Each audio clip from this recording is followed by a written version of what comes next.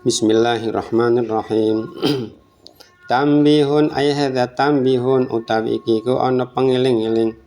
Ina ibsa ar-rajuli satemene oleh masyhurake wong lanang utawa nyritakake wong lanang bojo lanang crita sirra zaujatihi ing rahasia bojo wadone rajul.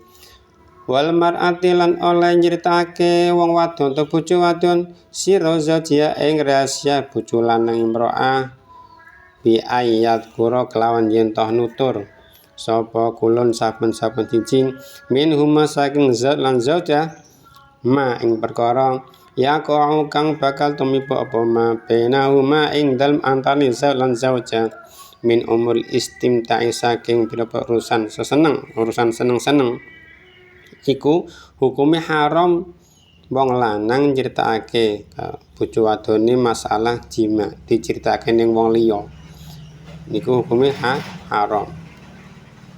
Wa tafasil jima ilan perinci-perinci apa meneh cerita secara mendetail masalah jimae dhewe diceritake ning wong liya. Bahaya maneh diceritake ning wong sik bujang atau perawan. Haramun iku hukume haram. Wa amma dzikru mujaridil jima ilan anapun utawi oleh nutur mligi jima atau mung sekedar cerita-cerita guyon liwat faidatin maring liyane faidah fa makruhun mongko iku hukume makruh tetep makruh hukumne dadi tetep mboten wonten faedah.